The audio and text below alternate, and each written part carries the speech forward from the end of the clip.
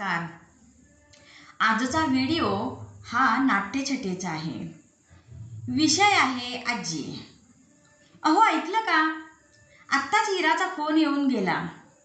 तिची परीक्षा झाली. ती उद्या इकडे येणार आहे. तिच्याबरोबर संकेत पण मागं लागलाय. मी आजी आजोबांकडे येणार म्हणून रडतच बसलाय तो. आता तुम्ही याच्यावर काय म्हणणार? अरे वा, बरं झालं उद्या येतात ते. पण तुमच्या सुनबाईंना मुले इकडे आलेली आवडत नाही. पण त्यांचा हट्ट तितका असतो की तिला गप्पच बसावे लागते. येतात ते छानच आहे हो. दिवाळीत आणि उन्हाळ्यात येतात. बाकी आपण काही तिकडे जाऊ शकत नाही. मुले येतात म्हणून त्यांची गाठ पडते आणि मुलांना न्यायला आपला मुलगा येतो म्हणून त्याची गाठ पडते. पण उद्या नातवंड आल्यावर तुम्ही जरा थोडी मदत करायला हवी हो मला. नाहीतर नुसतं त्यांना फिरवायचं, त्यांचे लाड करायचे. त्यांचा पसारा कधीतरी आवरावा वाटतो का तुम्हाला? मी काही म्हणाले तर वर आणखी म्हणायचं हे तुझंच काम आहे. आता त्यातून नातवंडांची आवड.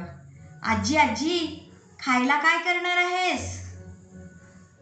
मम्मी म्हणते, हो रे बाबा, तुझ्या आवडीची आज पावभाजी करते मी. आजी पावभाजी करणार, आजी पावभाजी करणार. मस्त मस्त म्हणून पोरगं उड्या मारत जाणार. पावभाजी खाल्ल्यावर मात्र आजी किती चांगली आहे म्हणून माझ्याजवळ येऊन बसणार. शाळेतल्या गमती जमती सांगणार. तोपर्यंत नात मला काय म्हणणार, काय ग आजी, सगळं त्याच्याच आवडीचं करतेस, माझ्या आवडीचं कर की. अगं हो, आज त्याच्या आवडीचं केलं, उद्या तुझ्या आवडीचं करते. एकदम दोघांच्या आवडीचं करून कसं चालेल बरं? ते संपायला तरी हवं ना.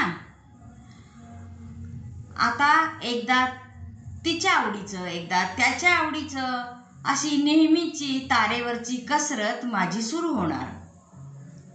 अहो, पोरं येतात त्याचा आनंद मला पण आहे.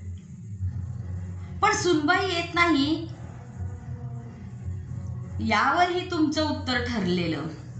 अगं, लग्नापासून आत्तापर्यंत ती आली नाही तर याच्या पुढे ती काय येणार? अजूनही तुला सवय नाही का होत तिची? सवय झाली आहे मला. ती येत नाही हेही माहीत आहे मला. तरी पण मन हळवं असतं ना हो. वाईट वाटतंच. कितीही सोडायचं म्हटलं तरी ते विचार मनात येतातच हो. चौघेजण एकत्र आले की घर कसं भरल्यासारखं होईल.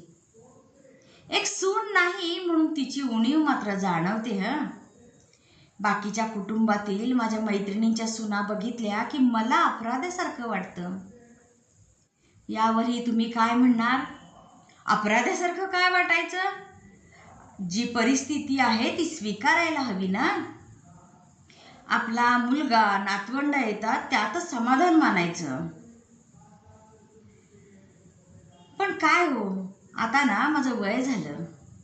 मला हे पोरांचं बालपण आवडतं बघायला करायला. पण वयानुसार मला झेपत नाही हो. मी आपलं जसं होईल तसं करते. म्हणूनच यावेळेला मला तुम्हाला म्हणावंसं वाटतंय, थोडीशी तुम्हाला काय जमल ते मदत करत जा मला. मुलांना देखील आता कळू लागले. त्यांचे पण हट्ट आता आजीच्या या वयाकडे बघून कमी होतील. अगो बाई, बोलतच काय बसले मी. आज माझी नातवंड येणार आहेत. त्यांच्यासाठी त्यांच्या आवडीचा स्वयंपाक करायचा आहे मला. जाऊ दे, त्यांना बघण्यात त्यांचं करण्यात आपल्याला आनंद आहे. ते गेल्यावर मग आपण दोघेच आहोत. नंतर निवांत विश्रांती घ्यायची. आता उठते मी, स्वयंपाकाला लागते. केव्हा येतील आजी आजी हाका मारत.